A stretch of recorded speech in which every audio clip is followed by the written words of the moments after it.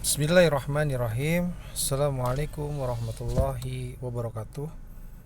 Alhamdulillah wa syukurillah ala nikmatillah la haula wala quwata illa billahil aliyil azim. Mahasiswaku yang saya cintai, bertemu lagi dengan saya Muhammad Arif Rahman, sarjana ekonomi, magister ekonomi dalam perkuliahan komunikasi bisnis.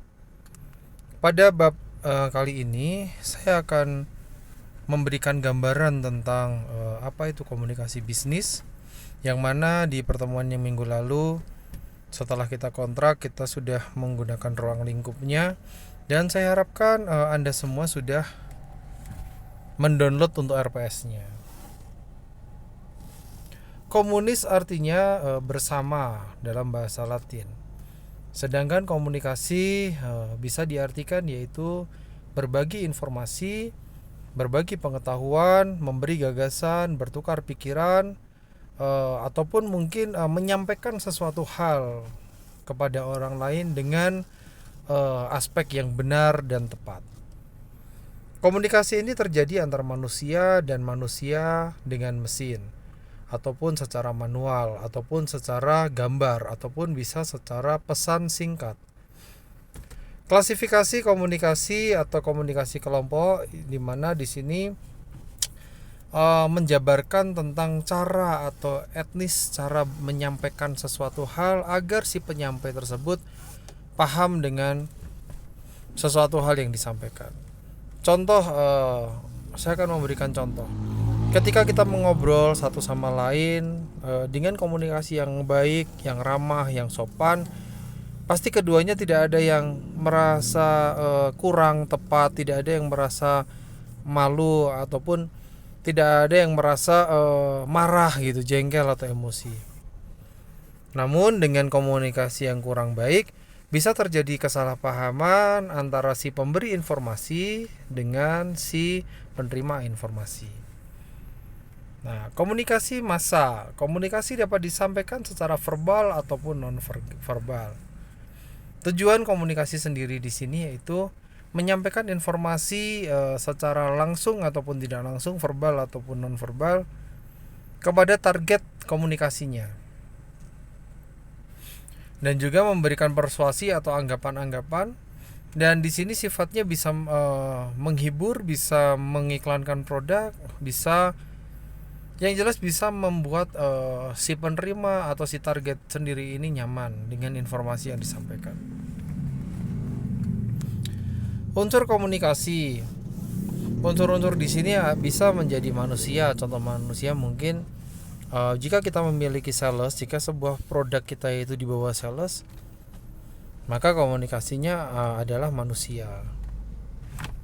Bisa berupa pesan yang tadi saya bilang, katakan bisa itu terjadi di pesan itu, pesan message ataupun broadcast ataupun email gitu kan. Zaman sekarang bisa mudah memajukan informasi. Kemudian lewat saluran sebuah acara gitu, entah itu acara TV, radio ataupun apapun. Kemudian dengan gangguan. Nah, di sini gangguan yang dimaksudkan bukan bukan mengganggu ya, tetapi ini tuh kayak pesan yang tidak diinginkan sebenarnya. Jadi kayak broadcast ke seluruh pengguna, misal pengguna Android ataupun pengguna iPhone gitu. Nah, itu secara langsung nomor-nomor pengguna M3 misal katakan itu bisa sampai gitu. Padahal si pengguna M3 ini tidak tahu gitu. Awalnya tidak tahu ini tuh maksudnya apa, tapi pesan itu bisa sampai. Nah, terus konteks di sini mungkin konteks, umpan balik dan pengaruh ini sama ya. Artinya ini adalah feedback gitu. Jadi unsur komunikasi ini harus dua arah. Tidak boleh terjadi secara searah saja. Jadi si pemberi informasi menyampaikan informasinya melalui sebuah media, baik itu verbal ataupun non verbal. Akhirnya harapannya adalah ada feedback gitu. Feedback ini pasti banyak. Tertarik, minat, biasa saja, bahkan bisa bersifat nyinyir gitu. Apaan sih itu gitu. Itu mah udah banyak gitu. Kayak kita mengiklankan sebuah sabun pemutih di Indonesia ini kan banyak sekali produknya. Seperti itu. Kendala dari komunikasi. Yang pertama yaitu sedikit pengalaman, perbedaan pemahaman, dan juga ada tingkat pemahaman yang rendah. Dimana ini yang sudah saya bahas di awal tadi, jika komunikasi kurang baik, maka pemberi informasi menyampaikan informasinya itu bisa kurang baik, atau mungkin sudah benar tapi si penerimanya tidak baik menerimanya. Jadi itu menimbulkan sebuah gesekan atau gap yang mana antara pemberi informasi dengan informasinya itu tidak sampai pada siapa yang diinformasikan gitu. Faktor yang mempengaruhi komunikasi di sini mungkin perbedaan persepsi, kemudian ada perbedaan kredibilitas. Artinya saya adalah seorang dosen. Ketika saya diinformasikan tentang buku pasti saya tertarik, tetapi saya diinformasikan masalah pompa air, masalah alat-alat penukangan, belum tentu saya tertarik gitu kan. Terus kecocokan ini sama juga gitu karena beda bidang. Kemudian ada ketepatan dan juga ada pengendalian. Artinya ini adalah faktor-faktor yang mempengaruhi komunikasi. Komunikasi merupakan sumber kehidupan sebuah organisasi yang menjembatani informasi dari dua arah antara pengirim dan penerima pesan. Proses komunikasi terdiri dari 6 tahapan. Nah, di sini kan pengirim mempunyai ide yang ingin disampaikan kepada pihak lain. Pengirim mengubah idenya menjadi sebuah pesan, menyampaikan pesan, kemudian penerima menerima dan juga menafsirkan atau memberi persepsi pada pesan tersebut. Kemudian penerima memberikan reaksi atau yang saya sebut sebagai umpan balik atau feedback. Bentuk dasar komunikasi di sini komunikasi verbal adalah komunikasi dalam bentuk percakapan atau tertulis, yang mana mengungkapkan pesan verbal diperlukan keterampilan menggunakan kata-kata sederhana dan dapat dipahami oleh lawan komunikasi. Kecakapan ini dapat dilatih dan dipelajari. Orang cenderung memilih komunikasi secara langsung karena dapat secara langsung mendapatkan feedback. Berbicara dan mendengarkan. Berbicara biasanya dilakukan secara langsung dan tidak langsung ya. Dan juga tidak dapat dikoreksi kembali sehingga meningkatkan dan tidak dapat dikoreksi kembali sehingga meningkatkan kecakapan berbicara. Dapat dilakukan dengan menghindari kata-kata yang diucapkan secara spontan. Maka sebelum berbicara perlu adanya dipikirkan dulu untuk pemilihan kata-kata yang tepat, yaitu dengan cara penyampaian yang tepat dan juga tujuan berbicara dengan lawan bicara ini juga dalam kondisi yang baik. 42% waktu dalam komunikasi digunakan untuk mendengarkan, kemudian 32% untuk berbicara, 15% untuk membaca, dan 11% untuk menulis.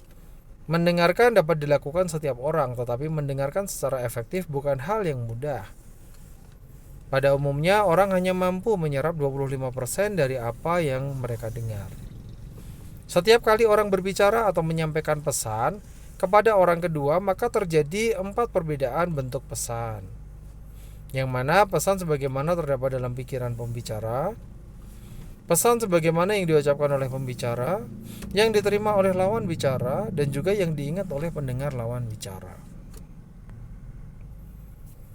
Nah, penyebab perbedaan persepsi lah ya, itu karena penyederhanaan karena pesan yang disampaikan berupa informasi yang kompleks. Orang yang menyampaikan pesan kepada pihak lain dianggapnya dapat memahami oleh orang lain sehingga melakukan penyesuaian atau modifikasi pesan, yaitu menambah atau mengurangi. Nah, ini saya contohkan ketika saya bilang si kambing tidak masuk kelas karena si kambing ini merasa bosan di kelas. Ada yang menyampaikan lagi, saya bilang kepada si A, kemudian si A menyampaikan kepada si B bahwa kata saya gitu kan, kata saya itu saya maksudnya, si kambing tidak masuk kelas itu karena bosan, pelajarannya itu aja. Nah, kan ada penambahan di situ. Terus kata si B terhadap si C bahwa si A bilang si kambing tidak masuk ke kelas karena bosan, pelajarannya itu aja ditambah dosennya kurang menyenangkan. Nah, ada penambahan di situ. Nah, ini maksudnya penambah dan pengurangan. Nah, jadi tipe mendengarkan di sini ada isi pesan untuk penilaian atau aktif atau empatik. Aktivitas dalam proses mendengarkan ada memperhatikan, menafsirkan, mengingat, mengevaluasi, dan memberi respon. Kendala dalam mendengarkan ada prasangka negatif, egois, dan tidak fokus. Nah, jadi di sini perbedaan-perbedaan inilah yang harus kita samakan persepsinya ya, antara pemberi pesan hingga penerima pesan. Maka apa yang harus dibutuhkan dalam komunikasi bisnis? Yang harus dibutuhkan adalah strategi atau gaya untuk memberikan sebuah pesan terhadap user atau terhadap penerima pesan. Seperti itu. Nah, maka setelah Anda mendengarkan penjelasan secara singkat pada pertemuan hari ini tanggal 2 Oktober 2021, diharapkan Anda mampu untuk memberikan sebuah analisa dari produk-produk yang sudah ada di Indonesia. Ini silakan ini dibuat sebuah tugas individu. Saya akan meletakkan tugas itu di halaman e-learning untuk pengumpulan tugasnya. Jadi tugasnya nanti akan saya tuliskan di situ. Silahkan Anda mengerjakan tugas itu pada pertemuan kedua ini dan dikumpulkan sebelum pukul 18.00 di tanggal 2 Oktober 2021 ini. Terima kasih atas atensinya. Wabillahi taufik wal hidayah. Semoga kalian sehat dan semoga kalian tetap semangat untuk mengikuti kuliah.